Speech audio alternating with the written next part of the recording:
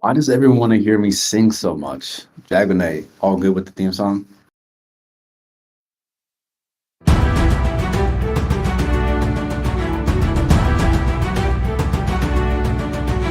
Thank the Lord it's Thursday and we meet each other again. The VIP crew is ready for this virtual event. The scenes might be rough but we will have a jolly time. Is everybody here? Are the avatars in line? There's so much going on in the NFT world. It seems like uncharted sea.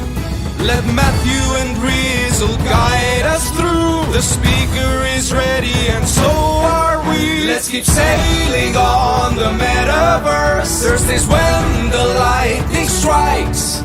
So listen up, there's a lot to learn. Keep the treasure in your sight. Please no one get the veggie draw. Just upgrade your microphone.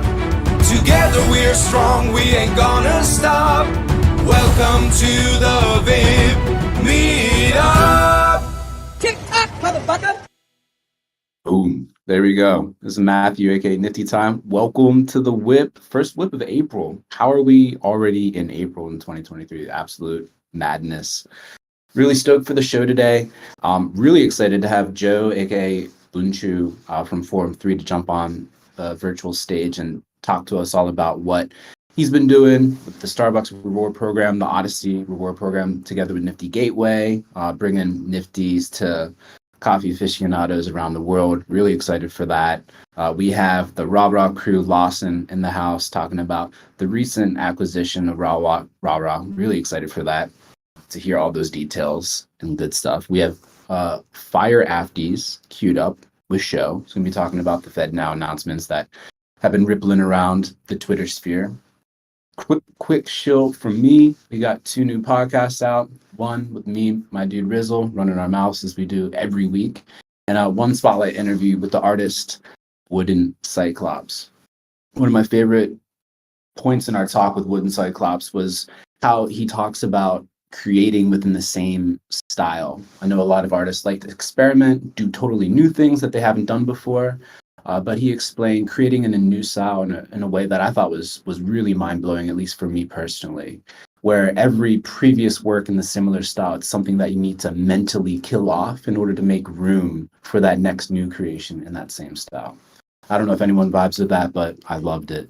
And with that, I'll pass the mic to my dude Rizzle, who can get everyone hyped up, and then we'll pass it over to Joe from Forum3, who'll kick things off. Yo, thank you, man. We're on like a killer streak of great audio. How am I sounding? Am I going to ruin it? Man, streak continues. Yes, nice. Yeah, we got a dope speaker lineup. We were just talking about like Starbucks NFTs and like how it's a very interesting play going on right now in a previous podcast that Matt and I released a couple weeks ago. So really cool to hear like an inside perspective of the whole thing, as well as the other speakers in the lineup today. I had a call with Lawson from RARA earlier in the week. They're a big fan of the WIP and vice versa. They've been on a bunch of times. So can't wait to hear what they're cooking up. I have like just a couple things and I won't take up too much of your time. I'm going to try and can I do a screen share with this? If I don't mess it up, I don't know how to do a screen share. I'm just going to upload the file because for some reason, sorry, Paradox and I are doing this dumb thing tomorrow and y'all should come hang out at our dumb thing. I'm uploading. I was going to try and screen share the video. For some reason, I can't screen share directly from QuickTime or whatever. But Paradox even made like a dumb, it's not dumb, it's goofy, like 20-second video or whatever for our goofy thing tomorrow. We're going to play hide and seek in this cool parcel. So if you're around at 1 p.m. tomorrow, come hang out in Monaverse. We're going to play some hide and seek and we'll have like some prizes or something. And just something fun to do to run around on a Friday. And you can pretend you're like networking or something, write it off as a business expense. I know Paradox is so talented. The video is good. I apologize. I can't screen share it on the fly here, but you should check it out when you have a second. Let's see.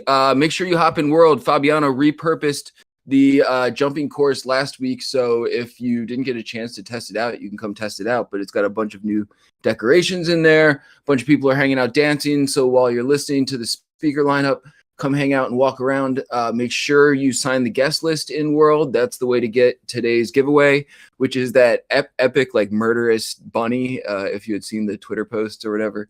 So everyone, whether or not you suck at the jumping course, you're still going to walk away with an evil Easter bunny in your crypto wallet. Which reminds me, I haven't mentioned it in a couple weeks, but if you've been attending the WIP meetup and you're signing the guest book and you haven't checked your hidden folder on OpenSea in a while, definitely check that out. Every weekend, Fabiano and Patrizia are sending out those wearables. So if you haven't looked in a while, it's a good time to check your hidden folder because you've probably got a bunch of awesome stuff. I don't know how many weeks they've been running right now, but Fabiano and Patrizia have like hooked us up with a small zoo's worth of like voxel animals and creatures over the last like several months and everything. So big shout out to them for hosting us today and giving us an evil rabbit to take home for the holidays. And I think that's about everything.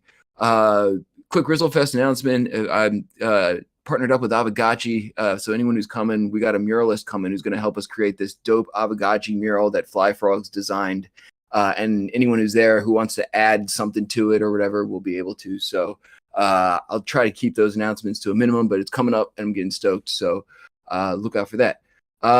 Last bit, we're broke. This is like a Metaverse public broadcasting or something. So give us money or stuff to give out and we will shamelessly accept it. If you donate to the WIPmeetup.eth, it will go to the crew. If you don't trust that and you trust Matt more, we trust Matt. So tell Matt and he'll like put you in contact with someone who will take all of your stuff and distribute it in a way to ourselves or to everyone else. Trust code, not Matt. From Matt, but we trust Matt, even though we trust code more. Matt's as good as the non-code can give us at least. Shout out to the crew who puts this on week in and week out. Foxy Yoga, Easy, Paradox, Show, Dragonade, Commonwealth the Stowaway, Broke the Shelf, Chef, Fabiano, Patricia, Johan, Matthias, of course, Matt. Follow all our people. They all do awesome stuff. And with that, I want to pass the mic on to our first speaker. Refresh my memory of their Discord handle here. Joe, aka Bunchu or Bunchu. Bunchu or Bunchu. If we can keep this audio thing going, feel free to unmute and tell us what's going on. GM, how is my audio? Yo, it sounds flawless. We're on a good run here.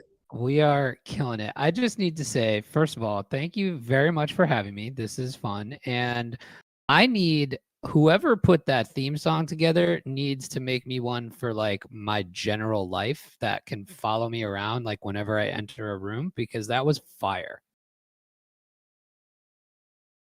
So, I mean, just if you've got somebody, hook a brother up, and I need a theme song. So, but thank you guys so much for having me. If you don't know about what we're doing, my name is Joe O'Rourke. I'm one of the co-founders of Forum3 as well as the DGen network, and very excited to be here today just to tell you a little bit about what's going on with Starbucks. And I actually will share my screen in a second here if I can. Did that work?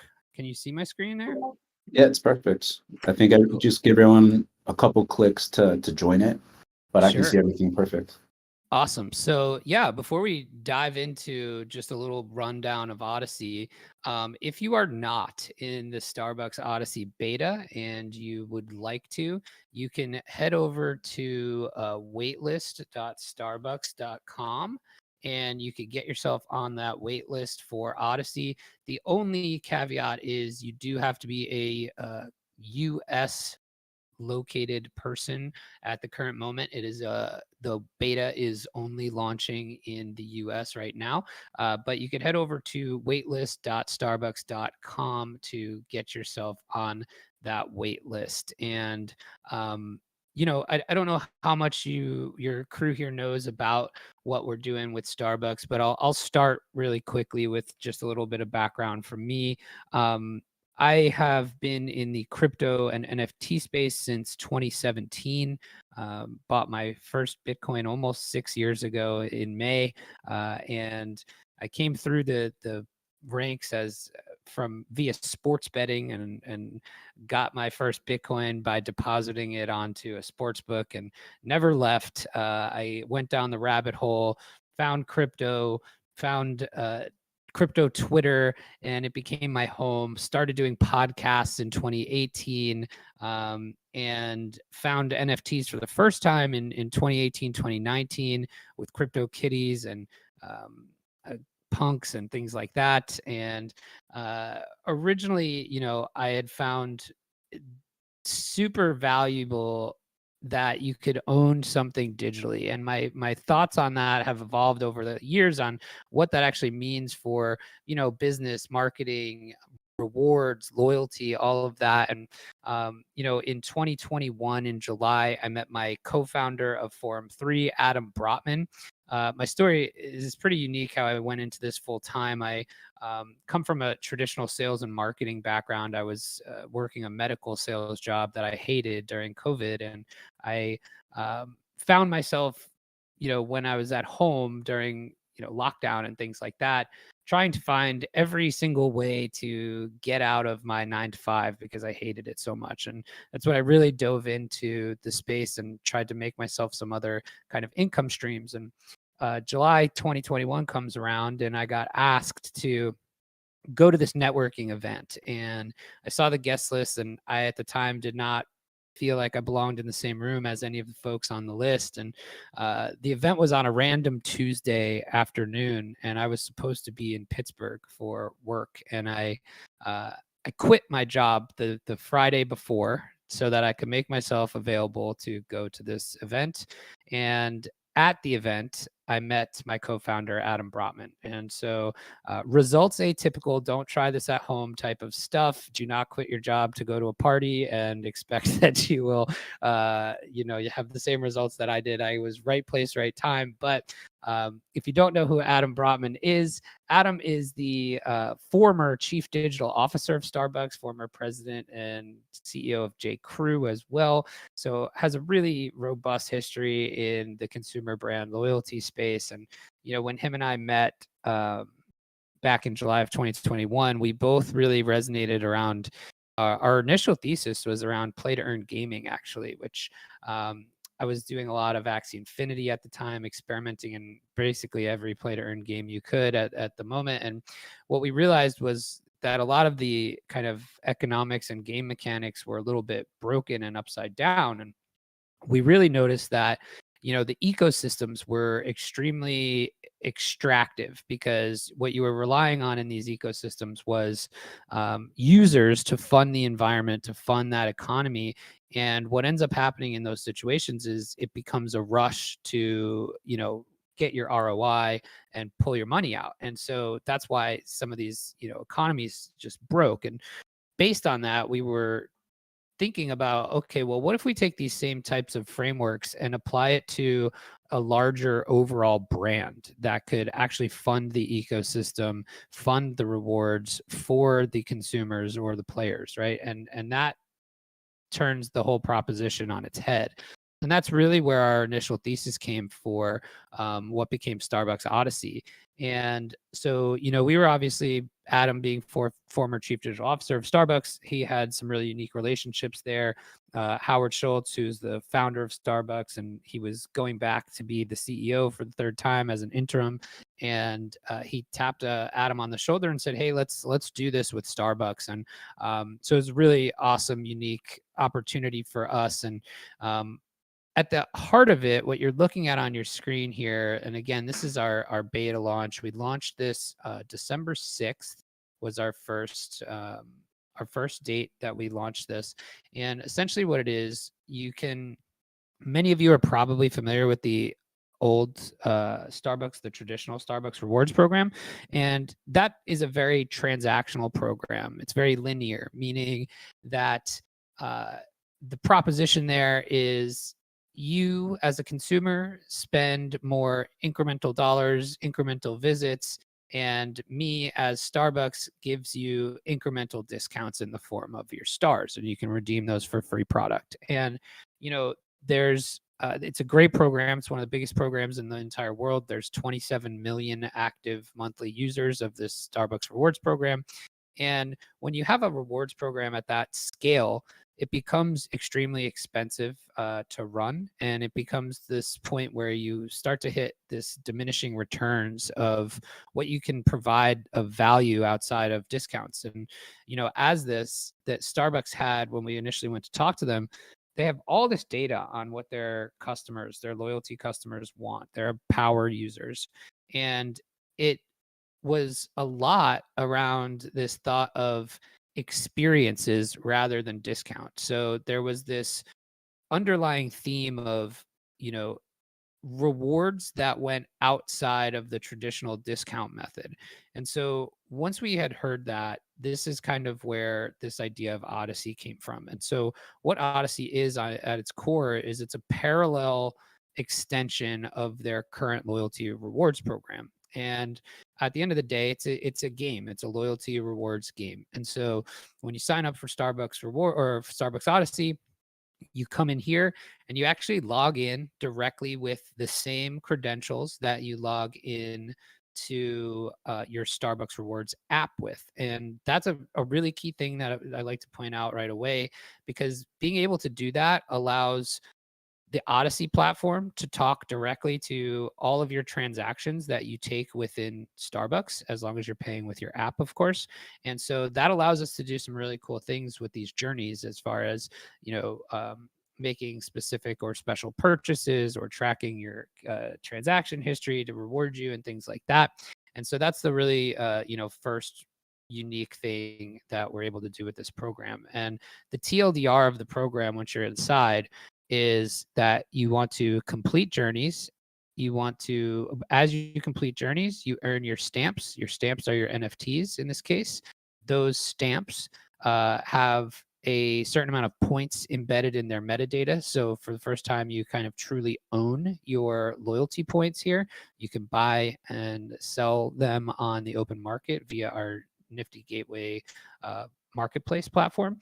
And so you're completing journeys, earning stamps, and then you're leveling up. So as you can see here, I've got my points here of all the things that I've completed. And then as my level grows, I then am eligible for benefits and rewards. And so at certain points here, not only am I earning these digital collectibles that have a market value because of the points in the ecosystem and the kind of scarcity for, only if you're only getting these stamps if you complete the journey. So some of these stamps are pretty rare versus others. So you're earning these stamps that have value in the game as well as a collectible value, and really all leading up to this rewards benefits period. So being the highest level, you'll get certain Starbucks exclusive perks, airdrops, other specific access, things like that.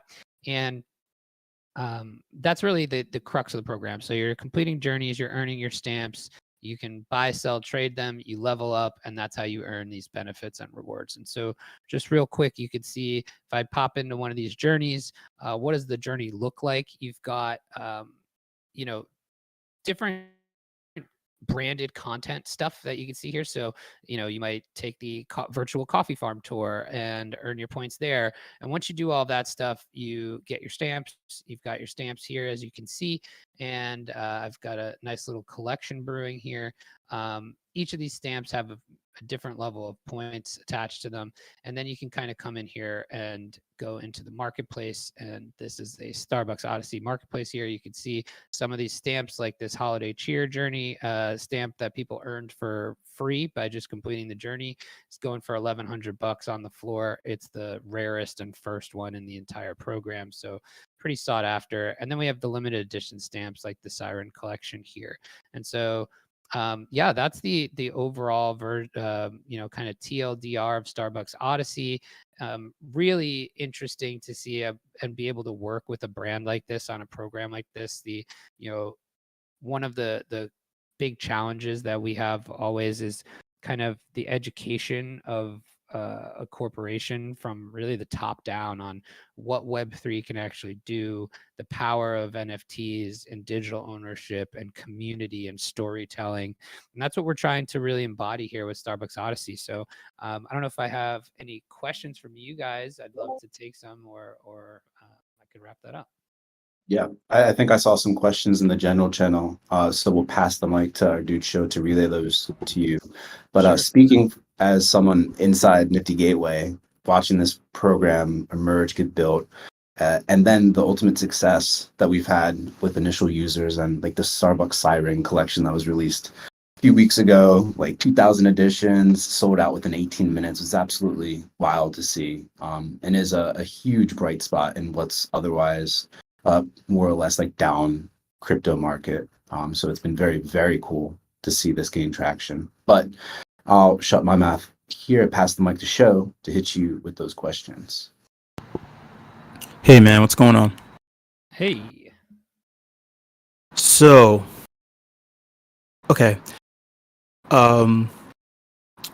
Starbucks has a reward program that they kind of already use. Actually, they have multiple different kinds of reward programs, so I'm not really surprised that they would up the ante and explore Web3. So that's kind of awesome. Many of their reward programs are cash based, and it's mostly due to participation, I guess, that they're tracking. And you get like your card, you get like a little sticker or whatever, or like a mark on it.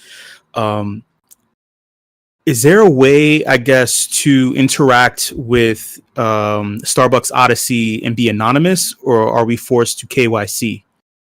That's a great question. So I would say, in order to really take advantage of the entire program from a reward standpoint, you would have to KYC in the sense that you do need a Starbucks rewards account to sign up, right? So you'd have to log in with your current Starbucks rewards app. However, that doesn't mean you can't own these without being KYC'd. So the way we've set this up with Nifty Gateway, and it's part of why we've chosen them as a partner, is that we were able to do this kind of Web 2.5 custody / self-custody type of thing here, where, you know, a normal user, obviously, remember, we're talking about a rewards program with 27 million active users. So it needs to be as easy to use for my grandmother as it needs to be for you all and myself as the Web3 native, right? But so where I'm going with this is, while you do need a kind of doxed, I would say, Starbucks, by doxed, really it's name, and I guess you could enter a fake name, your email address. I guess it could be any email address. That's really all you need to sign up for a Starbucks rewards account. So, you know, take that doxing as you will. You could probably get around that, but you do need a Starbucks rewards account to participate in the program as you're seeing it on my screen. However, because we've done the Web 2.5 type of thing, you can actually pull these off of the platform and onto your self-custodied wallet. So you can hold these in your MetaMask and any other, you know, Ethereum, Polygon compatible wallet that you might have. So where I'm going with that is, you'll see some of these folks are selling their stamps out on places like OpenSea or Blur or LooksRare or wherever. And so you could actually purchase these without having to have a Starbucks Odyssey account or a Starbucks rewards account. However, owning them doesn't really just get you as much of the full benefit effect as being part of the program. However, you know, from a collectability standpoint, there's obviously some attraction there. But that's just a way to do it if you really didn't want to have a Starbucks rewards account, because we offer the option to self-custody these as well. That's awesome. We also have a question from Brizzle. He would like to know, what do you think about other major companies that have entered into the NFT scene that have done right or wrong in regards to providing this form of engagement and rewards? Yeah, that's a great question. I think Without like really going into specific companies, I think the ones that do it right, in my opinion, are really taking advantage of the of being authentic, right? And what I mean by authentic is authentic in the use case and authentic in the way that they present the program to their audience and who that audience is. So, for Starbucks, right? We've really tried to play this game of authenticity. And so everything that you see inside the program is authentic to Starbucks, from down to the content that you see inside here, down to it being a rewards program use case, as Starbucks has one of the largest rewards programs in the world. So when I say, companies that have done this right, they've done it with a use case that is authentic to who they are as a brand, and not some flashy, flash in the pan type of cash grabby type of thing. And they also have taken advantage of the community aspect of it. So we have a Starbucks Discord that we're running, and we're really taking advantage of community. So I would say those are the things that I think brands have to do to get this right. What brands do wrong more often than not is they come in with a use case that isn't right for their brand, and they come in with, I think, misalignment of the audience they're targeting, right? And so like, Porsche is a great example of a brand that came into the space in a way that kind of initially flopped because of, one, what their price point was, two, who their target audience was, and they've kind of recovered a little bit from that after the fact. But it was because of those initial misalignments in kind of use case and audience that I think were perceived poorly, versus something like this program. It fits what Starbucks wants to do as a brand, and really highlights Web3 as a use case for something larger. That's awesome. Lastly, and really quickly, we have a question from Dragonate. He would like to know, when will Starbucks Odyssey be available for our non-American based friends and family, specifically Canada? Yeah, it's a great question. Like I said, we just launched this back in December, so we're still for sure working out the beta kinks. We're kind of testing, learning, and breaking it every single day. So there's a lot of that has to happen first to make sure that our tech infrastructure is well aligned. The other thing that makes this a little difficult, which I think is really fascinating when you think of how in the future something like blockchain can solve this exact issue. Not all Starbucks stores are structured the same from a back-end infrastructure and reward standpoint. And so, for example, your local stand-up Starbucks brick and mortar store in your town is not under the same system as a airport kiosk Starbucks or the Starbucks in your Target, right? And so they use different systems. So that includes a lot of the international Starbucks, which is one of the main reasons why it didn't launch globally initially. So there's still a lot to work out from those, international infrastructure things. But when you think about kind of how this program can evolve over the next couple years, and the power of using blockchain to do something like this is, well, it kind of opens up the entire system. So all they need is a link from a POS to your Starbucks rewards, and now through the blockchain, all of those systems talking to each other becomes much less of a hurdle than it is now. So while the short answer to your question is there's no immediate timetable for it, the long answer of that's why. And in the future, I think you could see stuff like this become a lot easier because of the open nature of the blockchain. Amazing. And real quick, last question, more future forward, but any ideal projects or brands in around the world that you think would be awesome to work with from Forum3's perspective heading forward? Man, it's a good question. I would even say outside of Forum3, just within Starbucks, there's going to be opportunities for in like brand to brand collabs as well. So one of the cool things that we're doing inside of this program is part of the rewards will be, doing collaborations with either Web3 brands or traditional Web2 company collaborations. So there's a lot, like, sky's the limit on what we could do there. It's part of the value of this is that Starbucks can partner with virtually anybody in the world and deliver that value now to the Starbucks Odyssey community. Outside of that, Forum3 wise, I think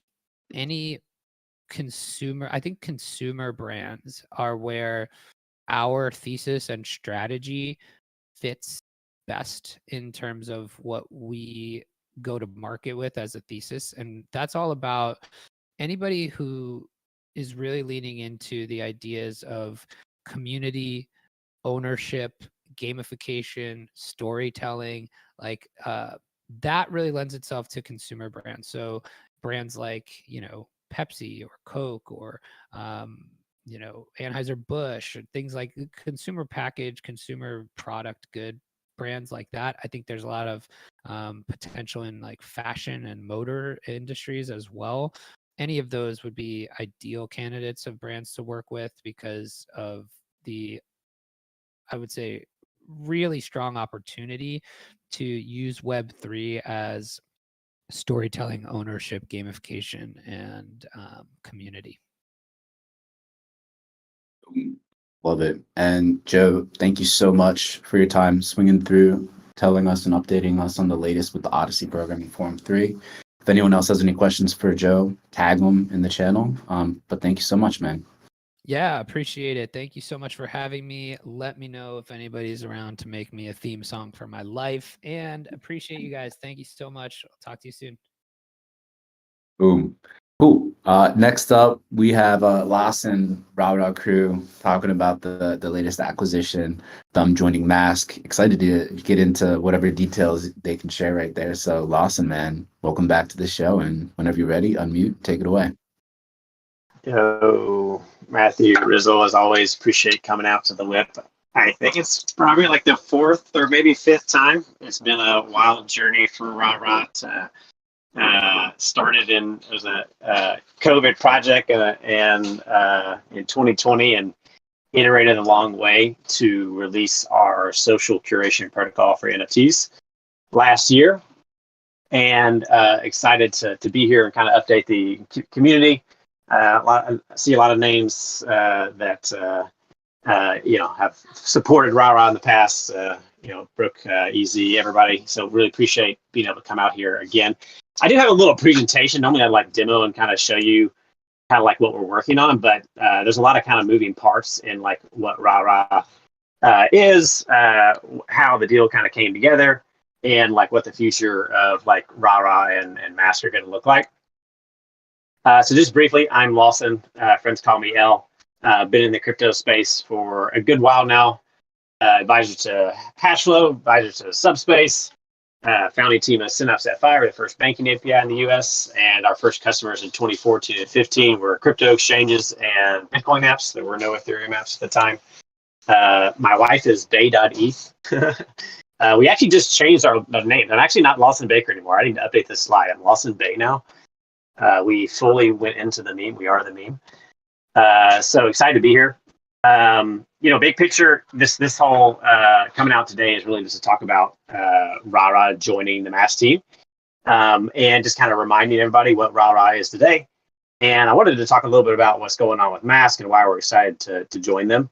It's a super cool project that's been around a while. So big picture, Mask acquired like the IP of RARA, and RARA's team is joining Mask, but RARA is a protocol. And so we are a variety of smart contracts, primarily on the Polygon network, in addition to Ethereum. And you can't really acquire a protocol. And so what's happened here is they picked up our team to join the Mask team.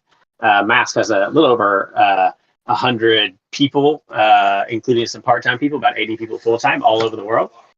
And really the idea is, as part of the Mask team, we're just going to keep building RARA. And specifically, like step one is we're going to integrate a lot of RARA into a lot of their tools.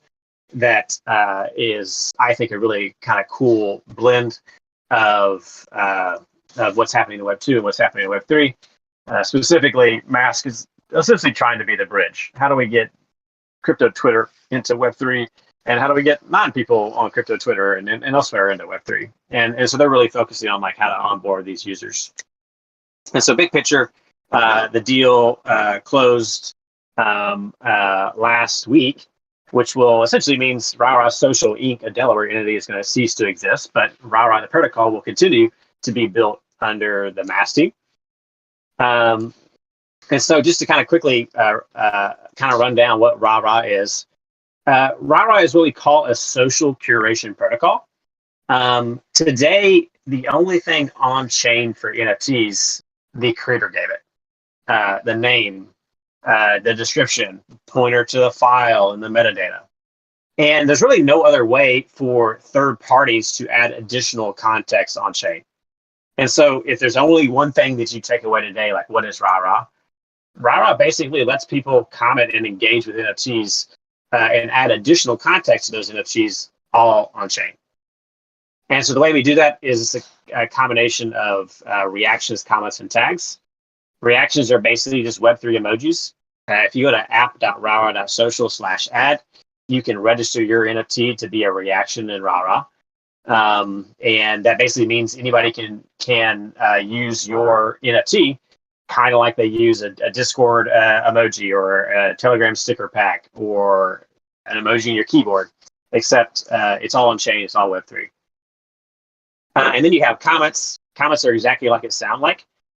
This may not seem obvious to everybody, but what's cool about the NFT space is we basically unlock the content from the platform. So the Instagram post isn't stuck in Instagram anymore. It can exist everywhere there are NFTs.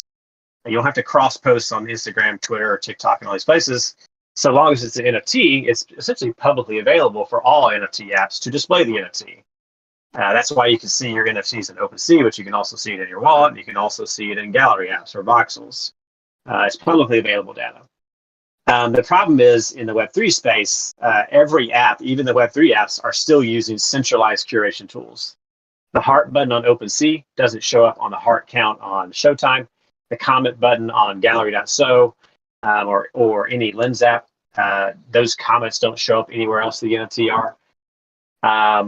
And that's kind of a problem. Like it's like we're honestly shooting ourselves in the foot.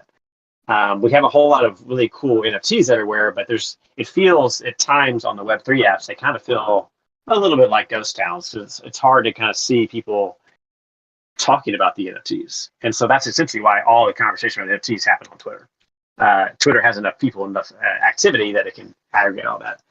And so RARA effectively allows for us to, on every app, to use the protocol to be able to show live and historical comments, reactions, and tags on NFTs. And so those comments are exactly like they sound. It's just a comment, except it's stored on the NFT. And then we also have tags. Tags essentially just build lists. RARA's app uses tags to build community exhibits. If you tag an NFT today with birthday party, it will add the NFT to our birthday party exhibit. Last Friday was the 1-year anniversary of our Loud paper, which is our version of a Loud paper being published. And so it was good timing for the acquisition. And so we're essentially doing a birthday party for the Loud paper, along with just celebrating the RARA joining Mask. And so we use it to build exhibits. You can tag any NFT you want to curate into the app with birthday party with added that exhibit. While a Linster or some other app like that could use it for decentralized hashtags, or a music NFT app could use tags for playlists. And as I mentioned before, all this stuff lives on chain, and it lives on chain two different ways. Developers would query the graph or run an indexer to see. Essentially, they would be able to search by 21st century heist NFT. Hey, give me all the comments and reaction on it, and they would query this NFT, and they would see that.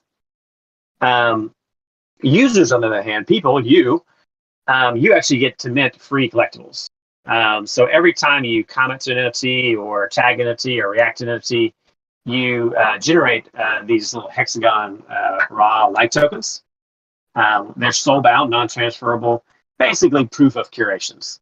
It's a way to see the stuff that you've engaged with and all the commentary that you put on NFT in your wallet. And so in doing that, you could prove that you were the first person to say, oh, this NFT is amazing, to right-click Save As Guy, or something before it went viral. You can actually now prove that you were the first to do it and build a reputation around that, which we think is super cool. This is important to Web3 because, as I mentioned, there's no way to store additional third-party context on NFTs. That's essentially their innovation of RARA. And this is how you build a feed. Today, most of the social feeds in Web3 are really just like people you follow. But in Web2, there's all sorts of data that helps build feeds to recommend stuff to users. Basically, they want to show you stuff that they think you will also like, but based off of your prior likes. And so with RARA, you can have apps will start to have a lot more personalized feeds based off of the stuff you like. Or NFT marketplaces could recommend NFTs to you for buy. Maybe you previously said something or hit the heart button on an NFT that wasn't for sale. If it's later put up for sale, an NFT marketplace could say, hey, it's for sale on our marketplace. Would you like to buy it? And basically put it in front of you if you're interested in that. So that's what RARA is. And I want to show you that so you can kind of get an idea of like how we're going to start integrating this. So what is Mask? Mask launched in 2017, and the company did. And in 2019, they rolled out with a Chrome extension. This Chrome extension right here, Mask.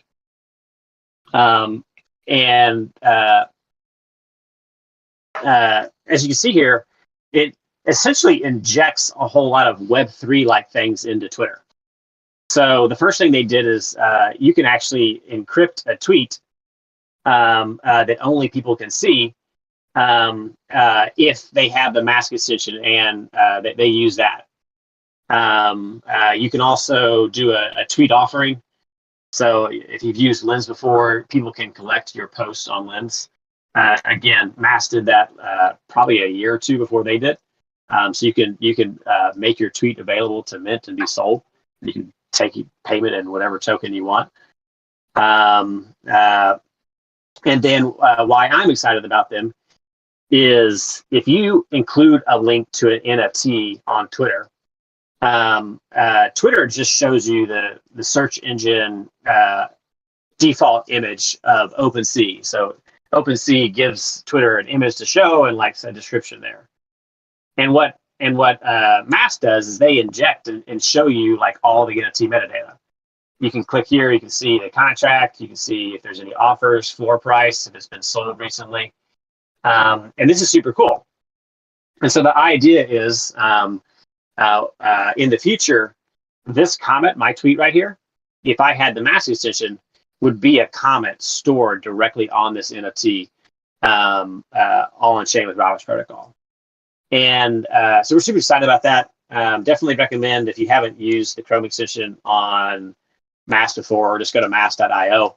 It's pretty cool. It basically combines a whole lot of the ideas that you're probably seeing on some Web3 social apps, except it's all on Twitter. And so this is where Mask originally launched from and grew its user base. And they actually issued a token, I think it was 2020. And it is a top 100 token, which is pretty impressive. I'll show it to you. CoinGecko. Probably top 100, I think it was 110 as of today. Yeah, 109 Your right now. screen share might be stuck on the one screen from Oh, previously. sorry about that. Let's try this Sorry. again. Did y'all see any of the Twitter stuff I was talking about? It got up to part of that mask loading screen, so I don't think we got I don't think we got to this part that you were mentioning that you had showed me previously. So you didn't see. Yeah, I was trying to show you all the Chrome extension. Sorry about that. I'll just briefly do that again. Yeah, so Mask is a Chrome extension, as you can see right here. And what they do is they basically Web3 Twitter. And so if you click on this extension, you can see all the different tools you can do here. You can tip people here. You can do, as I mentioned, a tweet offering. You can do encrypted tweets. You can encrypt it here. You can do a tweet offering that basically you can sell your tweet, very much like someone would collect your post on Lens. And then, as I mentioned, anytime someone includes a link to OpenSea or Mask can tell it's an NFT that you're talking about, they inject all the NFT metadata, creator, owner, floor price, metadata, et cetera, et cetera. And the idea is once they integrate RARA into their Chrome extension, this text in the tweet would be stored directly on this NFT as well. And so that's Mask, the Chrome extension. As I mentioned, they do have a token, the Mask token, top 100 project here. Just if you go to CoinGecko and search Mask, you can dig into that. And kind of that growth has really allowed them to start to do a whole lot of really cool stuff. And I want to kind of just like briefly talk to you about that, because I think this is why I'm bullish on Mask. This is why I wanted to join the team. Essentially, they launched with the Chrome extension on desktop. And as I mentioned, it Web3's Twitter. And I'll show you in a second. They also are in the process of beta for their mobile app that doubles down on this idea of Web3 and Twitter, but it also gives an aggregated feed of both tweets, but also everybody you follow on Twitter. You can see their Lens cast, or their Farcaster cast, their Lens posts, or if they recently minted an NFT, all in one feed, all in one app. And anytime any of their apps have an opportunity to build a dev tool, they build a dev tool. And so they have a dev tool called NextID that essentially connects your Web2 identities with your Web3 identities. It powers part of this in Firefly. And so they also have dev tooling all in Web3 social as well. And then now with RARA, we're essentially the first protocol to come into their kind of build ecosystem. And really all these things are really focused just on Web3 social. These are ways to help the user in different areas, desktop, mobile, along with all the builders in Web3 social networks and NFT marketplaces. They're essentially trying to give tools to be hopefully a vertically integrated project and ecosystem in Web3. And so that leads to Firefly. If you go to, and I'll drop these links, if you go to their Twitter account, which is the Firefly app, you can get the link to download their mobile app. It's in private beta. You'll need an access code. If you send me a DM, I could probably hook you up. But it's super cool. And so over here on the right, you can see Vitalik's profile, and you'll see his PFP and his bio and his header, all with Twitter. And so this is actually what's part that's powered by NextID. I think your screen share is stuck on the one screen again, just so you know. It was good. You just locked it. Now we're good. Man. Oh, it did. I guess it just must be delayed because I got it on full screen. You got it now? Please see Firefly. Yeah, there we go. Sorry about that. Yeah, so over here on the right, you'll see Vitalik's Twitter profile, but you could also click and you can see his Lens profile, which would be a different PFP, a different bio, a different header, and a different Farcaster as well. And so all that's powered by NextID. And then the real key of what they're trying to do is they're trying to like combine the ideas of what's cool about Web 2, things like Twitter, with also what's cool and powerful about Web 3. And so they're doing that in a unified feed. So their all feed includes everybody you follow on Twitter. You'll still see those same tweets, just like you would see them on Twitter. But they also will throw in there, if you follow them on Twitter, like if they said something on Farcaster or Lens, you would see that there. Or if I had just minted a on-chain chain from Rizzle, or purchased one, you would see that as well. And so this is a super cool project, definitely worth checking out. And the idea here is they're going to integrate. This is actually where RARA is going to be first integrated in the mask. If you see an NFT in the feed in mask, essentially you'll be able to comment on it and react to it just like you would comment on an Instagram post. It's actually kind of surprising that this doesn't actually already exist in Web3. You should be able to comment on NFTs, and those comments should show up on every app. And so that's essentially the plan. They're going to be one of the first to integrate that outside of RARA's app today. And super excited about it. That's it. If y'all got questions, let me know. I'm LWSN Baker on Twitter. Definitely give me a follow. RARA is RARA_social on every app, Twitter, Lens, Instagram, etc. And then if you want to check out the Firefly app, definitely go to their Twitter handle and download that as well. Boom. Comments, questions. I had totally forgot about Mask actually. Like way back in Cent Yeah, days, it's cool. they were doing their thing, yeah. Hashing and making it like their tweets invisible unless you paid for it. Similar to what SteelCam is doing now. It's crazy to see the evolution in the interim. That's amazing, dude. Yeah, it's kind of it's both a project that's known in the space. It's been around for a while, but it's also not a lot of new users know about it. That was the first time I used them was probably 2018, 2019, whatever that was, with the encrypted tweets. But they're a 100-person team now. They have a little over 100 million in funding now, runway for 10 years essentially. And they're doing some really cool stuff and all sorts of stuff in Web3 Social. Along with they have a $50 million fund investing only in Web3 Social. They invested in Lens, RSS3, and a bunch of other projects you probably have used. Interface, a lot of the cool stuff in Web3 Social. They're investing in the infrastructure and the apps as well. Oh yeah, and then I mean, bringing in folks like yourself and the RARA team. I mean, that's another like strong point or feather in their cap. This presentation just clarified a whole bunch of things for me personally. I think there's probably some other questions, so I'll shut up and let Sho do his thing and hit you with those questions. Yeah, thanks. Hey Lawson, what's going on, man?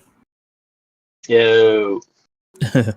Hey, first off, I just want to say you're always so busy and doing all these crazy things and doing it so well. I'm really proud of you, my FWP homie. Thank you. Awesome. Appreciate it. So there's a lot here. There's a lot going on. I would like to know what exactly is the biggest problem that you're looking to solve with after being acquired by Mask. What is the company attempting to really solve in the space? What is the big issue, and what is the solution that you're trying to introduce? Yeah, from big picture standpoint, the Mask founder and I are very like ethos aligned. Like we got into crypto because it's like a tool for people, not companies, not countries. Web3 Social is about freedom of choice. You shouldn't be locked into Twitter and not being able to take your what you do on Twitter to the next app. Or if you got deplatformed from Twitter, you shouldn't like lose half your life. I've spent a lot of time building a reputation on Twitter, and if I got kicked off, I'd kind of be fucked. It's kind of like how I like communicate with a lot of friends, along with a lot of my life and history there. And so I think big picture, what Mask is trying to do, what RARA is trying to do, is we're trying to give people freedom of choice. And in doing that, there will be opportunities to or not opportunities, like essentially ability to have more competition in experiences in Web3 social, more opportunities for maybe people who are maybe not deplatformed or not allowed on certain platforms. Different apps can support different users. And all that's going to be possible when these things are protocols that are not owned by companies, that are not controlled by one person. That's awesome. And lastly, in regards to customization, will there be more features that allows a person or an anonymous DGen to really craft all this stuff into something that's theirs specifically?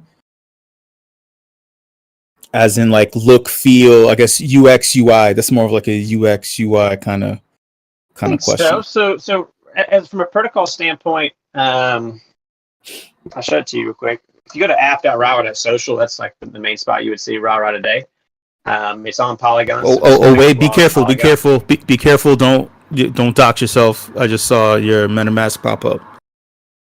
Oh, yeah, thanks. Sorry, man. Just don't want you to have it. Yeah. Yeah, no, I appreciate that. So I think, big picture, like there's going to be lots of different ways people integrate and show RARA's tools.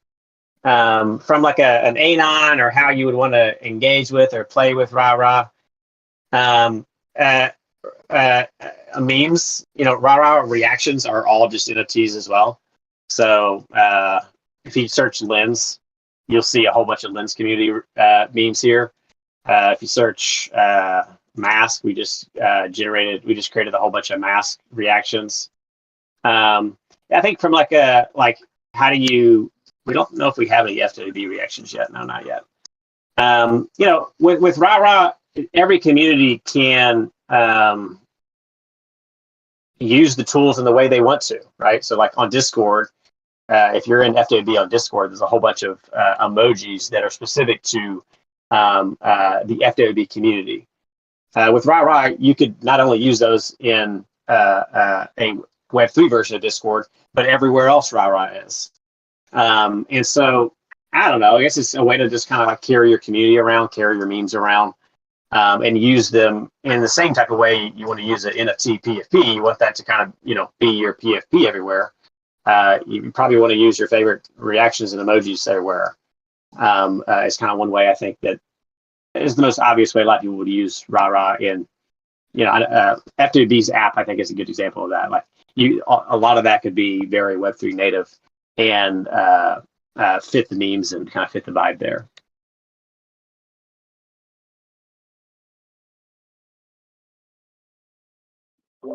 Cool.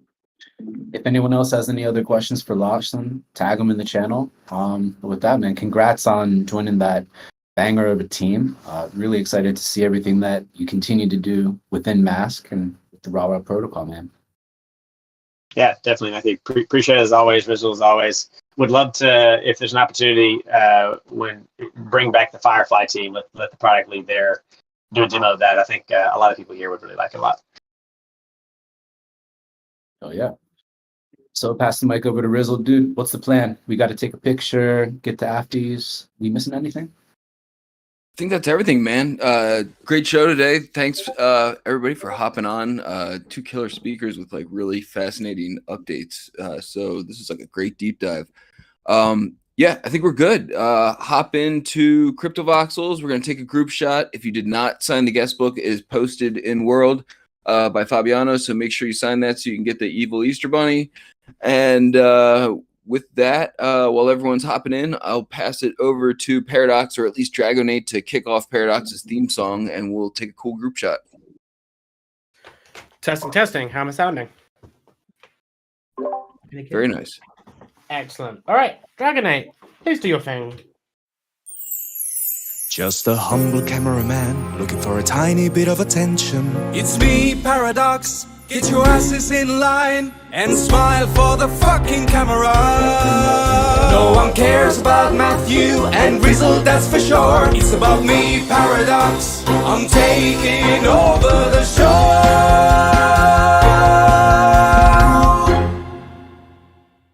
Okay, so if you've not been listening, I am Paradox. I'm the resident WIP videographer. I really got to change that name. Like, I bumble over my words every single week. Anyway, so if you are new to the WIP, I edit together a recap video of all these events every single week, and they are put out on Rizzle's Twitter, so keep an eye out for those. Okay, cool. So this is the point in the show where we take a group photo. So Dragon It, if you'd kindly play some background music, kind of like half sound, half levels, it would be good. Cool. The rest of you, let's all gather at the start of the jumping course. Okay, start of the jumping course, people. That's facing away from the start sign. So let's get everybody in position. Okay, let's see. A couple of stragglers left. Okay, everyone's making their way. Calm Wolf, I'm looking at you. Fabiano. Okay. Down just a little bit, Dragon 8, please. Beautiful. Okay, throw up those emojis, please. And I'm going to start recording. Excellent. Here we go.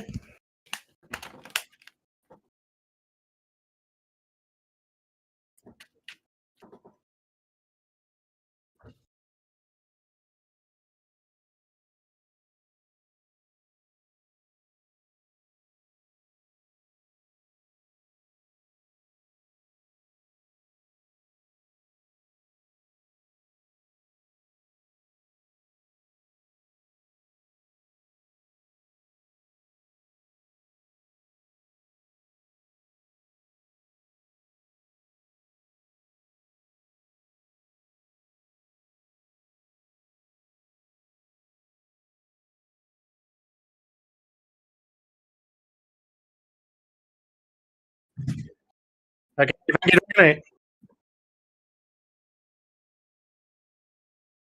Awesome timing. And level it off, please, Dragon 8. Thank you. Awesome. I think I got my headphones turned up too loud.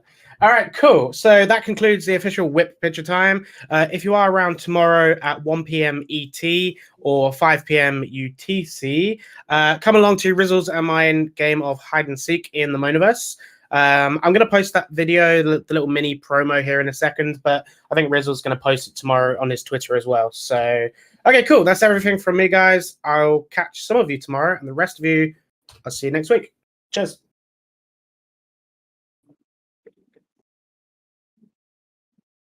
Boom. There we go. Thank you everyone showing up. And I've been looking forward to the afties for a couple days since Show's tweet. You know, he's got a banger prepared when he tweets about what he's going to talk about the afties ahead of time. So cue up that afties theme song and let's get it.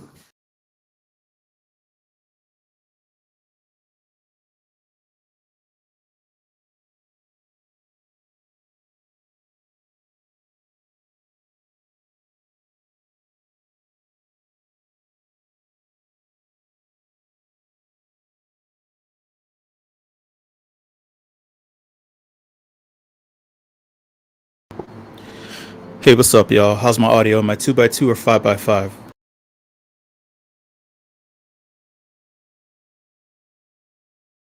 Awesome.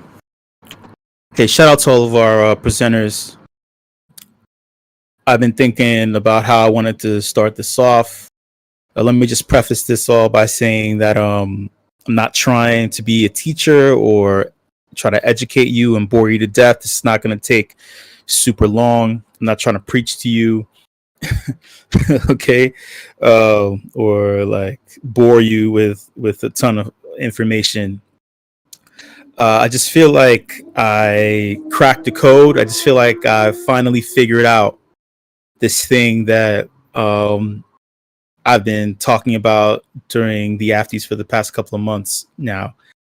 I finally like connected all the dots, and I kind of wanted to relay it all to you because you all are like the smartest people I know, because I'm dumb and I kind of need to make sense of all this. I'm like really, really dumb. So earlier this week, I had like an aha moment and I was like, okay,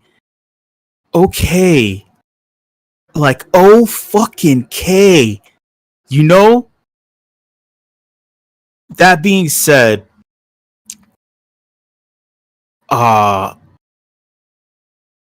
crypto, man, we're like really.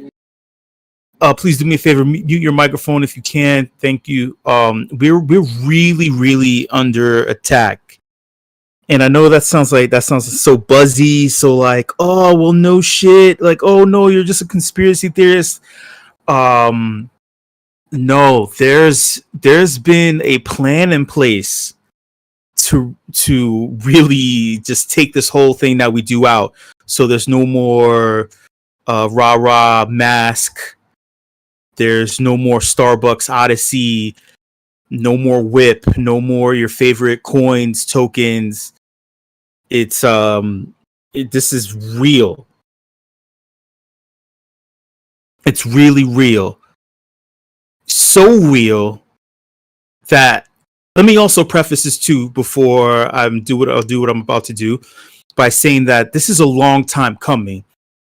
Not crypto being the trigger, but in this country, with the United States dollar being the world's currency, and that making America the leading country on the planet, for a very long time, the price of things, just the overall price of acquiring objects, materials, things like that, have increased. The cost of living has increased, where they normalize thousands of dollars for things that aren't really worth that, where people aren't able to make enough money in order to maintain a lifestyle that supports or justifies the fact that these things cost so much when they didn't 50 years ago, 60 years ago. There's no reason why the prices of things have increased in a country where the currency is printed ad nauseum. If there's so much floating about, why is it hard to keep this thing? Why is it difficult to make this thing if there's that guy looks like me, right? Why, if there's trickle down economics, I'm not going to get into the weeds with that conspiracy theorist thing. Why is it hard for all of that money to make it into the pockets of everyone in order to keep things circulating? The most important factor of currency is, and the economy as a whole, is that the money has to continue to flow in order for things to generate, in order for value to generate. If it becomes stagnant, then things don't flow. Clearly, right? That's in the term. That's in the word stagnation. If major entities are holding on to a currency for too long, things aren't going to flow. If your citizens are looking to continuously spend in order to acquire things, they need to have access to currency. But if they're not getting that currency while working, because you're not giving them enough, if you're extracting value by overtaxing them, how is it supposed to flow? Where is it going? All right, that was too much of a preface, and I'm losing you. So check this out. All right, check this out. Okay. So I'm dumb. You're not. This article just came out from a random publication called Protoss. I don't follow them. I follow Cointelegraph, Decrypt. I follow, I don't know, some of the cool kids. All right. This says that FedNow could outcompete almost every crypto project in existence. I read that and I was like, I don't think so, because we have some amazing projects, do some incredible things that were highly innovative. And I know what FedNow is, but what does FedNow mean to you or anyone else? You know, what does Fed now even mean? What is this? So they're telling me this. Hold up, please hold on. You'll have plenty of time to chime in. Trust me. So they're telling me that the US Federal Reserve, which is the biggest central bank in the world. How do I know this? Because the International Monetary Fund, which is a collection of banks run by the United Nations, is in America, and the Federal Reserve is at the top of that. So they're creating a system, and I want you to know this: a system, an application. How about that? Called FedNow.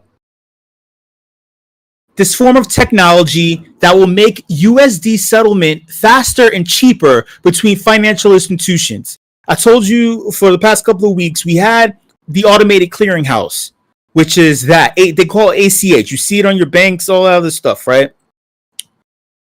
They're saying that they're creating this to make it faster and cheaper just between other banks. And the system will offer 24/7 operating hours plus a full-featured back office suite. Let's dive into this already. Before there's a ton to dive into. We're not going to spend a lot of time, so you don't trust me. You're not going to get bored, okay? The fact that we're dealing with inflation, the fact that there have been multiple bank runs, everything costs too much. The US government is being threatened by other countries who have utilized the US dollar more than their own currency, and they're deciding, hey, we don't really need you. The fact that crypto has grown to be a much faster, a much more simplified, a more empowering tool than the cash-based United States dollar has triggered the US Federal Reserve to fix things that should have been fucking fixed decades ago. Sorry for cursing, not sorry. Fuck that shit. The fact that you're creating a form of technology that will make things move faster and cheaper. Remember, in order for the economy to be healthy, the money needs to flow. If it stagnates, if you cause friction, if you cause blockages, then you cause issues. People can't pay for things faster. People can't buy things, acquire things faster. The fact that you are now saying, hey, you know what? Banking hours have been an issue for a long time. Getting things transferred taking 3 to 5 days, where before we did it only just to control and be able to review and see what you're doing. We realized that hey, we're going to implement these changes that we could have implemented a long time ago. Now, instead of you not being able to bank on the weekends, you get to deal with us 24/7. Wow! And plus, we have a full-featured back office suite with treats and snacks and K-cups and soda streams, because we're the US government. Now check this out. It's scheduled to launch in July. FedNow vastly improves upon traditional interbank settlement systems like FedWire or ACH. These two things were created by you. It offers superior costs, scale, features, and intraday finality. These are things that should have been in fucking place already. FedNow almost completely. Now this pissed me off. But this makes a clear divide for you to understand. FedNow almost completely obviates the need for a U.S. central bank digital currency, so a CBDC. People have been confusing FedNow with a CBDC. That FedNow is the name of the CBDC. No, this is where people who don't understand digital currency don't understand shit. FedNow is a form of tech. It's an application that they're using. CBDC is a tool that's supposed to replace literal cash fiat, the paper money. And this is what they highlight. FedNow will accomplish almost everything a digital dollar could accomplish, and how it will outcompete most digital assets, including stable coins. What's more, it will accomplish all of this without any blockchain. So banks are gonna run better and outcompete what's happening on blockchains. Already, there's so much incorrect about this. Instant peer-to-peer payments with irreversible finality. So banks are giving up their control in order to reverse transactions that are erroneous, which by the way happened all the fucking time when it comes to banks. This is why they had 3 to 5 days in order for things to clear, in order for them to do due diligence. But that also creates an issue with transactions. But crypto is self-verifiable. It's not verifiable. You're all anonymous. You're all shadowy crypto coders. FedNow will allow instant USD settlements between US residents on a peer-to-peer, business-to-business, and business-to-consumer basis, even if bank offices are closed. So basically you're saying that, hey, we realize that you're losing money, we're losing money on the weekends, so we're going to allow you to do things and acquire things on the weekends. Let's clap for shit that you should have had a long fucking time ago. We're doing this to you because we feel threatened. We need to compete. Oh my God. And peer-to-peer, and this is getting into something else. The last platform, the last exchange, the last centralized exchange that is responsible for a shitload of peer-to-peer transactions in the crypto space is now being sued by the CFTC. Binance's peer-to-peer Binance's peer-to-peer application is assisting so many fucking people in impoverished countries that aren't able to transact because their own base currency is fucked up. So now they're doing this in order to I guess steal and acquire, and I'm going to get to that in a moment. But let's keep reading. For the first time, it will allow almost any financial institution to settle payments with other institutions instantly. Okay, you keep repeating yourself. This feature will eliminate the usual 3 to 5 business days timing of legacy payment settlements. As a result, it will give payees who rely on cash flows reliably intraday access to cleared funds.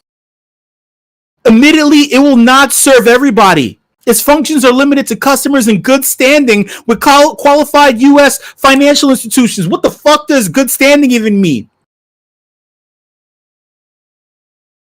I'm skipping ahead. And this one pissed me off. As the clearinghouse for the world's reserve currency, you're currently being threatened. You're unfortunately, unrelated to what Trump just tweeted the other day, because he's behind. We've been knew this shit, all right? The world's reserve currency, the United States dollar won't be the world's reserve currency very soon, unfortunately. And that sucks that I have to say that shit. But there's reasoning. And the reference rate for the vast majority of global trade, the Federal Reserve is the world's preeminent central bank. Hello, I just told you that. The IMF, by the way, let me give you a little bit of quick backstory. The IMF, the International Monetary Fund, is a collection of centralized banks, meaning, hey, not only is this government-based banks, these are also privatized massive fucking banks here. So in addition to the Federal Reserve, we got Citibank, we got JP Morgan Chase, which is the biggest massive motherfuckers. Also, we got Goldman Sachs, the biggest massive motherfuckers. You got Jamie Dimon talking about the government should start seizing private land, private assets in order to create wind farms and solar farms in order to deal with climate change. That's illegal. That's illegal. This is the same individual who's been giving out predatory mortgage loans for houses. JP Morgan is the biggest. The International Monetary Fund attacked El Salvador. Shout out to President Bukele of Salvador, who's a super moon boy, acquiring BTC all the time, saying, "Hey, listen, they were earlier on. They said, hey, listen, we don't need USD, right? We can utilize BTC and we can deal with the rest of the world. We can deal with the rest of the world clearly." And the IMF did. The IMF immediately said, "Hey, listen, look, no, what you're doing is illegal. No, this is like." Secretly they were threatened, and they threatened them. They threatened El Salvador. They said, "Hey, no, listen, these people don't understand this. No, this is wrong. No, wait, stop." Because the world's reserve currency is only a social contract that was based off of Bretton Woods in the 1930s.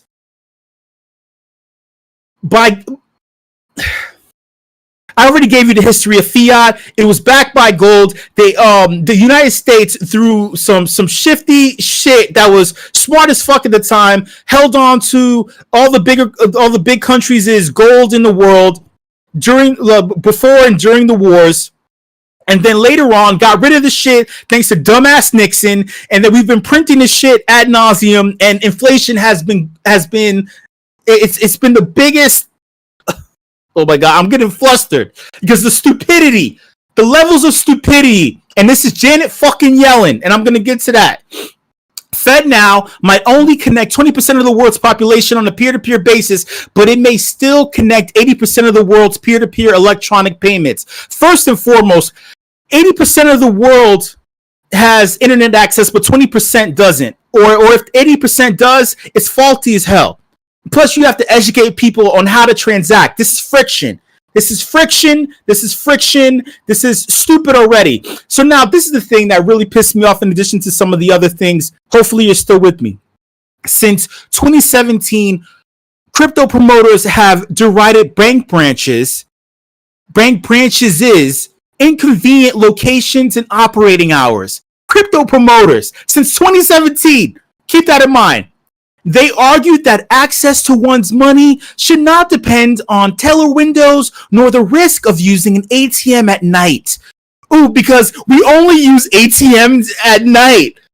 They also argued that senders should be able to send irrevocable funds without imposing the risks of chargebacks. Crypto promoters. Let me just say, the average individual hates the fact that they can't get business done on the weekends. They hate the fact that they have to wait 3 to 5 business days. The average individual.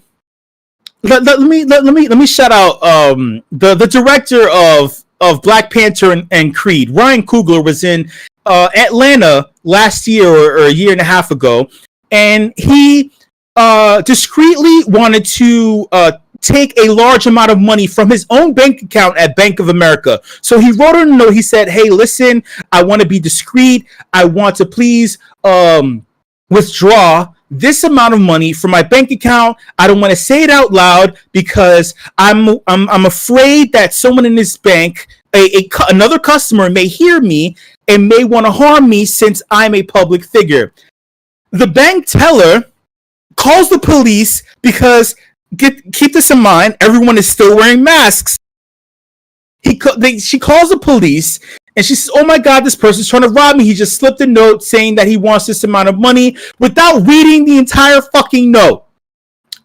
The cops come and they say, "Hey, have you done this before?" He's like, "What are you talking about? Done this before? What does that mean?" A non-degens, right? For one, and a regular person feels uncomfortable going to an ATM at night. They're looking over their shoulder. Going during the day and then talking to a bank teller and telling them, "Hey, listen, I want to be anonymous. I want to be safe. I just want to get access to my funds without me being accosted or people looking over my shoulder. My privacy is important. My privacy is important. I don't want people to know. I don't want even you. I don't want you. I don't need a middleman for this shit. This is something that many people deal with, but they're attributing this to crypto promoters shitting on banks. Are y'all still with me? Are you still with me with this? So they're saying that it's their crypto promoters is fault, because I'm trying to pluralize. Crypto promoters are accusing bank branches of this shit. So this is their reasoning why, hey, look, Fed now is better than this. Because we want to give you what we should have been giving you the whole time. Let's keep going. Let's keep fucking going. I promise you this wasn't going to go long, but fuck it. We're not going to go too long. Look, I just want to get to some points here. Look, cheaper payments. This is another thing. So another selling point of cryptocurrencies was their promise to reduce transaction costs. Consider, however, that FedNow also promises lower costs that almost any blockchain. Oh, excuse me. I'm getting ahead of myself. FedNow promises lower costs than almost any other blockchain in existence. Woo! So we're beating the competition. Specifically, the Federal Reserve will charge most financial institutions a de minimis. I'm using Latin. I'm using Latin in order to justify that I'm better than you. This is what they mean when motherfuckers feel threatened that you're using bigger words than them, that you're trying to say you're smart. It's like, no, I'm trying to explain shit. But when bank motherfuckers are doing this, they're trying to shit on you. We're using a de minimis 25 monthly access fee. Bitch, you're trying to give me a subscription, a $25 subscription. That is not cheaper than blockchain. Any blockchain. A $25 monthly access fee to use your shit, a fraction of the cost of running a single node on most public blockchain. What? So I gotta use a fee in order to use your shit instead of me spending a lot of fucking money to create a node that will pay me back over a period of time, which, keep in mind, you're trying to make illegal in the state of Texas. For payments up to $100,000, FedNow will charge just 4.5 cents per transaction paid by the sender, plus 1 cent per transaction request paid by the requester. So I have to pay 1 cent for every 4.5 cents that you charge a bank. And there's also a $25 monthly access fee for the banks. Not me, I get that. For the banks. I don't want them to do that, because the banks are gonna find a way to make me pay that fucking $25 monthly access fee. Are you kidding me? They don't want to pay that shit. They're gonna make me somehow, some way. They're gonna charge me at least a quarter or a third of that monthly access fee in some kind of random bill. Then I need to get Joe Biden to sign off and say, "Hey, look, these erroneous, these random phone charges that we don't know what these charges are for. I need you to get rid of that." Even better, these fees, this fee schedule accounts for the complete transfer in fiat with no on-off ramping through any crypto exchange. Am I dumb? Am I yelling too loud at you? Am I offending you with the quality and vocal tone of my voice? They're saying this shit. This fee schedule accounts for the complete transfer in fiat with no on-off ramping through any crypto exchange. So basically, you're saying that if I use FedNow and I start paying all sorts of random fees, if my banking institution starts paying fees but then charging me on the back end or somehow, some way, you're pissing on me and telling me that it's raining in a drought and I need to drink this pissy water. I'm dumb, but you're telling me that I'm dumb. And you're using Latin in order to do it. And then with very few exceptions, FedNow offers cheaper payments than almost any public. You just told me that. You just fucking told me that. Why are you repeating this shit? It is also secured by the world's most valuable ledger. It's secured by the world's most valuable ledger. Clearly, you are insecure U.S. Federal Reserve. Oh, don't look at that blockchain shit. They're not better than us. It's secured by the world's most valuable ledger. Blockchain ledger. It looks like someone went to a what is blockchain 101 little thing that was written by like BuzzFeed or something, and they're like, oh, you say that you do that? Well, the U.S. government does that. Elizabeth Warren. I don't know if you saw the clip 3 days ago. Elizabeth Warren said out of her fucking mouth, she said, "Why do you need crypto? Fiat is backed." It's money that's backed by the government. It's backed like crypto isn't backed by anything. What is it backed? It's backed by shadowy supergolders, but cash, the US dollar is backed by the government, and you should trust the government. You want me to trust Marjorie Taylor Greene, who just said yesterday that we should go back to cash being backed by the gold standard. This dumbass, this fucking woman, this dumbass clearly doesn't know history. We moved away from it. Nixon moved away from it because it was faulty when the price of shit went up in the early 70s. It was hard to peg. It was hard to maintain. It was a thing that only worked when there wasn't such thing as scale and many other factors involved. They were attributing it to the weight, I believe, of the gold bullion, and things were going wrong. It was a damn if you do, damn if you don't moment, but it was still a dumbass idea to even move away from it. It was the dumbass idea to even attribute it to the first place. The entire concept was faulty and wrong. And then you see how the price of everything increased dramatically from the 70s until now. That's not a mistake. But now this fucking dumbass wants to go back to that shit.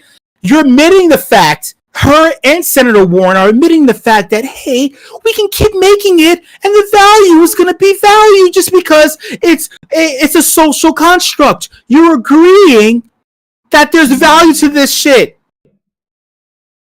which goes into scalability. And then I'm going to go into the International Monetary Fund being threatened and the reason why all these countries are saying what they're saying right now. And they're saying, fuck that. They're picking up their balls and they're saying, I'm not playing with you anymore. The Federal Reserve already settles trillions of transactions every year and has limitless data and throughput capacity via government-managed data centers. So you're stealing my data. You're extracting value from me again in order to put money in your pocket when not giving me value, limitless data. And you're settling trillions of transactions every year, but at the same time, you can't do fucking business on Saturday and Sunday? FedNow's centrally managed database will allow for highly scalable transaction processing. What does that mean? What do these fluff words mean? Highly scalable transaction processing. It seems like somebody noticed that, oh, hey, ZK Sync is going to have an airdrop. Polygon is an L2 that is literally ahead of the pack. Arbitrum just had an airdrop. Optimism just had an airdrop. All these layer 2s, ZK Snarks, Vitalik Buterin says ZK Snarks, and a walrus just sneezed over in Australia. Scalability. Oh, we can scale too, blockchain. We can do highly scalable transaction. You don't even know what the fuck you're saying. This is, of course, the advantage of an entire. Okay, wait. Whew. Let's bring us back, and I want to piss you off. If you're still here and you're listening, I'm gonna piss you off with this one right here. This, of course, is an advantage of an entirely centralized approach to digital payments. What's an advantage? Highly scalable transaction processing.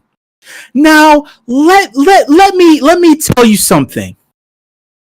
If you've ever gone to any government entity, the DMV, the Department of Justice, any kind of court, any kind of thing where you need to fill out paperwork and then fax it, because they're not emailing it, they're faxing it, if you put it on someone's desk, if you see a lifer, a bureaucratic lifer, some social working something working at a desk, they keep paperwork on their desk to make it look like they're busy, to make it look like they're valuable because they're scared of getting fired. They won't touch your shit for another 6 months. Highly scalable transaction processing.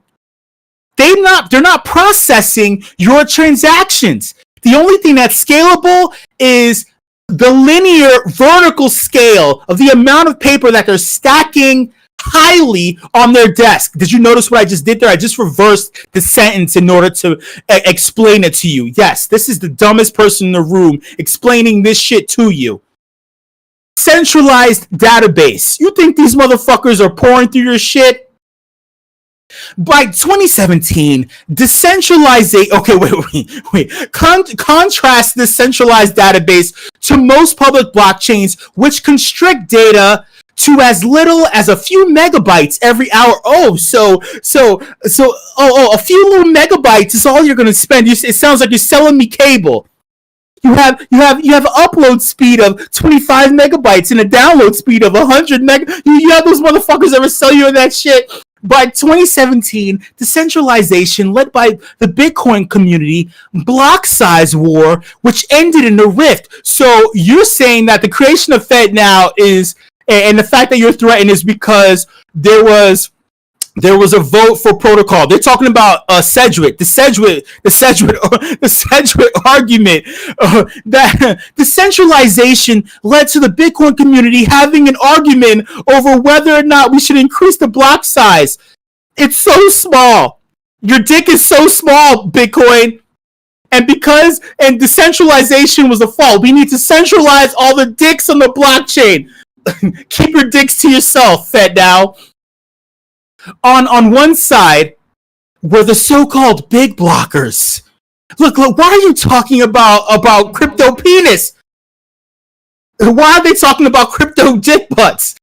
The big blockers who wanted to increase the size of Bitcoin's ledger to accommodate more transaction data. I thought this was talking about FedNow. Why are we talking about porn? Why are we talking on the other side were the small blockers, the tiny penis, the small megabytes who valued a small file size, who valued a small file size for Bitcoin blockchain in order to decentralize thousands of fully validating nodes with cheap and small. I can't read this shit. Wait. On the other side were the small blockers who valued a small file size for Bitcoin's blockchain in order to decentralize thousands of fully validating nodes with cheap and small hard drives. Look, this is not ASMR. This is not JOI, jerk off instructions. Whoever wrote this shit, you fucking freak. And I'm not kink shaming, but goddamn it, that was a kinky ass paragraph. Ultimately, the small blockers prevailed. The tiny dicks won. As the Bitcoin community valued decentralization, they value small penises over big penises. Yo, you fucking kinky, like, don't pay for porn, pay for FedNow. Scalability remains an issue. Yeah, penis size remains an issue for any digital asset. your dick on the blockchain that prioritizes decentralization. FedNow, in contrast, is 100% centralized and therefore scalable with nearly limitless throughput. So throughput meaning that they'll fuck you in the ass without stopping. That's what throughput means. They're using big ass words. We could change the size of our penis all the time in comparison to crypto. Oh God, wait, I'm almost finished. All right. Stability. Unlike most stablecoins, which regularly struggle to maintain their peg, they're still using sex references. I don't know what the fuck is going on. The conversation changed. FedNow will transmit an unchanging guaranteed dollar value at all times with zero price fluctuations, meaning they're referencing what happened with USDC and Circle losing their dollar peg. They're saying that you don't need stable coins. You don't need what Mark Zuckerberg was trying to create. You don't need any of these things. You don't need Tether. FedNow, it's unchanging. Why? You want to know why it's unchanging? Because the US dollar isn't backed by anything. And if it were backed by the gold bullion, right, it would lose its dollar peg. It's backed on a social construct. It's backed on your belief. It's not valued anything. Fraud screening. FedNow offers tools to combat fraud. Tools include a maximum limit on transaction sizes, the ability to flag accounts involved in suspicious activity. So if I use FedNow as an application, you're gonna audit me like the IRS. If you don't understand what the transaction is about. Hey sir, listen, so this month we noticed that there's been an increase in the amount of porn that you've been purchasing, and we're gonna flag you. You know, we know that it was Valentine's Day. Actually, we don't know that it was Valentine's Day, but it was Valentine's Day and you were lonely. But we're gonna flag you, and we need you to tell us in detail. Whisper it in our ear. Whisper it. Why did you lose your peg in your pants? Why did you spend so much? Further capabilities of FedNow. The Federal Reserve has also planned some upcoming FedNow features in development. So FedNow is using an alias-based payment. We're using alias-based payment. So if you're worried about privacy, crypto and blockchain always says that you can be private, you can be anonymous, right? Which would include a federal directly. So alias payments could eliminate the need to remember an account or routing number. Who the fuck remembers their account or routing number off the top of their head? Huh? Who the fuck is telling other people their account number and their routing number off the top of their head? You don't need to remember it. The Ethereum name service does the same thing for Ethereum by creating domain names or aliases for Ethereum addresses that look like long strings of numbers and letters. Listen, I know it's 4:40. Don't remind me. I said we weren't gonna go long, but god damn it. This is some shit. So you mean to tell me? You mean to fucking tell me? I feel like I'm on a Daily Show. I feel like I'm one of the hosts that's to be the new Trevor Noah of the Daily Show. So you mean to tell me that Ethereum name service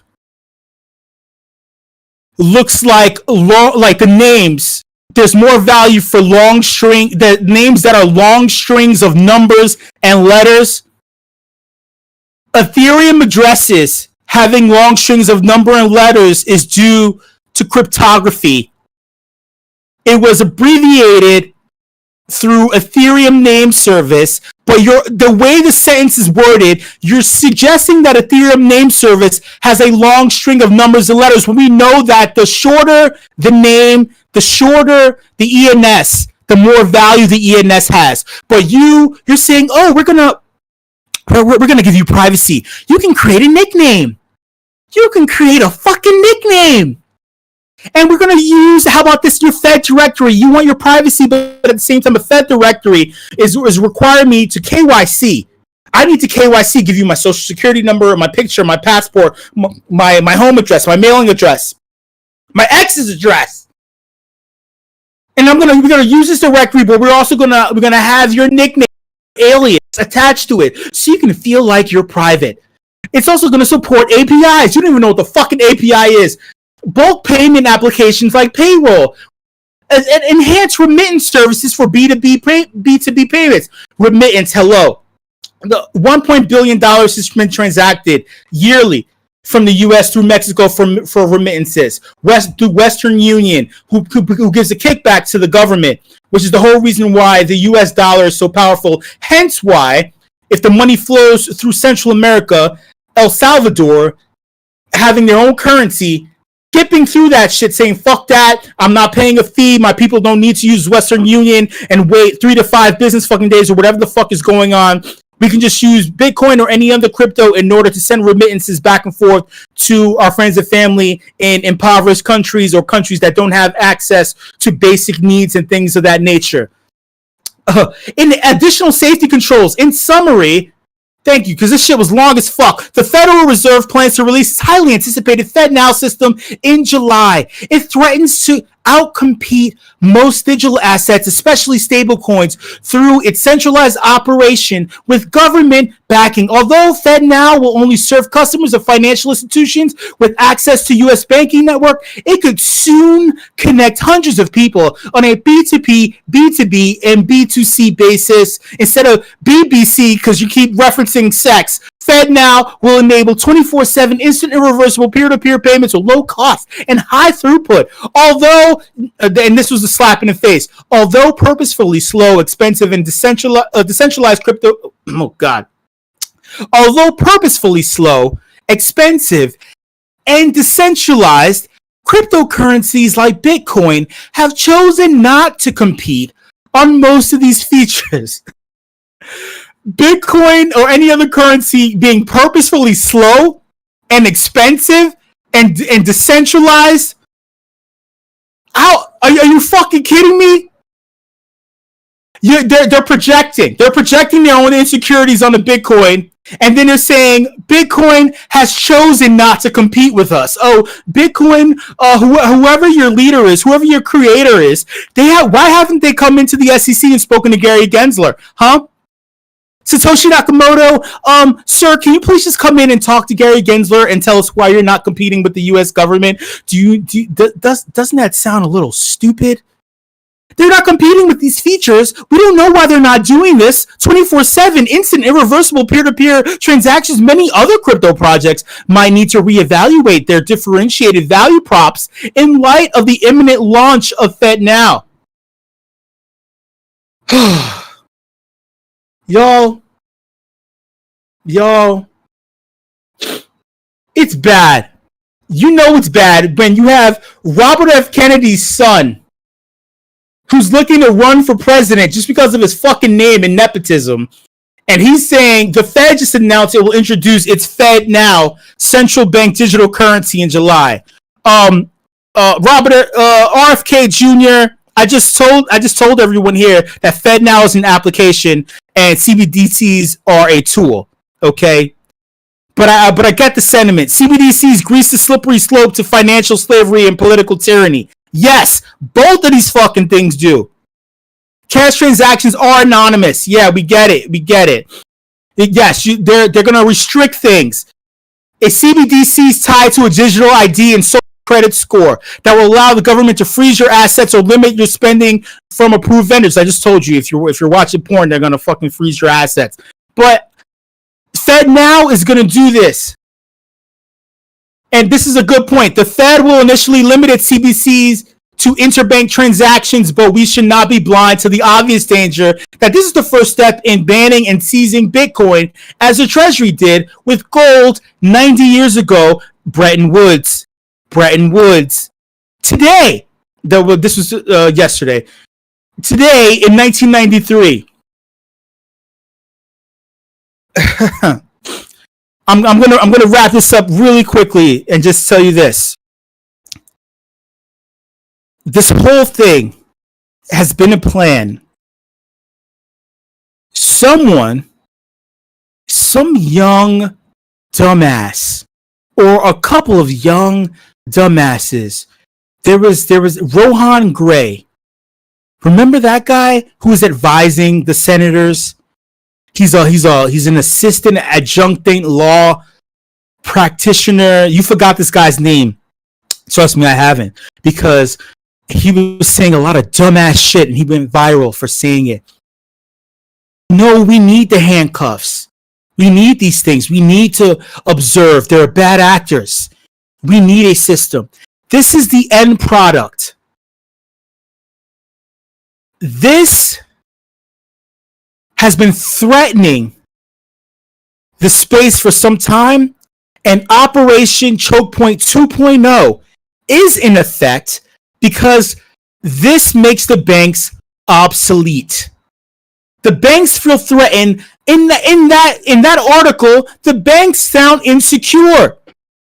It looks like they look through some little cheat sheet of notes. They say, no, we do that. We can do that better. We can do that shit. the Fed, Jerome Powell, the United States Treasury, Janet Yellen, Elizabeth Warren, Gary Gensler, these people are afraid. They said, hey, we don't want to lose the world's reserve currency status. This crypto thing can be used against us by foreign countries. The sad part is that someone said, hey, why don't we create a system that does all the things that this shit says? This blockchain thing is too complicated.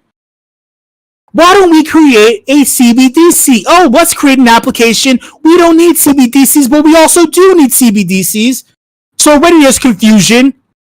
And on top of it, here's the funny thing. All the major players, all the big countries had pilot programs for CBDC. Then they realized, oh shit. Oh shit. On the checkerboard, the US government made it to the other end of the checkerboard and they said, king me. But they don't realize that the king checker piece can move all over the fucking place. They're just moving it like a little checker piece again. Crypto is a king me piece. Multiple king me pieces. They're like, you know what? Here, take this king me piece. Take this king me piece. And let's continue playing. Oh, I said king me, but actually king you. King me for kinging you by moving all these things offshore. China, Russia, Saudi Arabia, Brazil, India. Who else? Malaysia. They all said, hey, actually, Kenya. They also Nigeria. They all said, hey, you know what? I don't think we really need the US dollar. We don't really need CBDCs. In fact, why don't we band together and create two things? Why we're under the umbrella of BRICS, which is the acronym for all those countries I mentioned and then some. If we control all of the oil in the world and America's having issue getting oil barrels, if we create a world currency that's backed by all of the oil that we own, that's been backing the US dollar in the first fucking place, an aspect of it, not fully, Marjorie Taylor fucking Greene, we can create a global currency that only our country uses, but first we can use the Chinese yen to make it happen. And on top of it, the Asian Monetary Fund. We can create our own global currency, and we can also create the Asian Monetary Fund that we control, that's not under the umbrella of the United Nations. Look at this last little headline. U.S. Treasury says decentralized crypto markets threaten national security. No, my friends. No, Janet Yellen. You're a threat to national security because it's under your watch that half the fucking world is not using the US dollar anymore. They're using the Chinese yen. They're going to create a brand new currency, and they're going to create the Asian Monetary Fund to compete with the International Monetary Fund. Sorry, Jamie Dimon of JP Morgan and Goldman and sorry, Goldman Sachs, and sorry to all these banks try to purchase Binance and purchase Coinbase in order to do the same thing. Sorry, y'all. Sorry. You fucked up. You fucked up. Thank you, y'all. That was a long one. I said it wasn't going to be long, but goddamn it, it was just a lot of information. Shout out to all of the leadership team here at meme.com.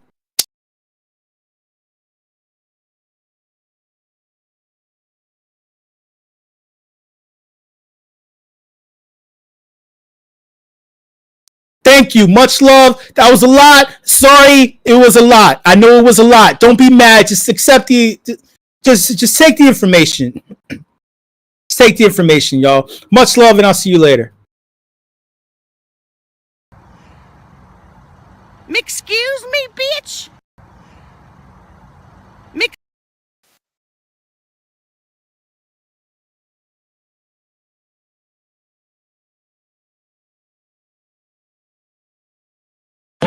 1, 2, 3.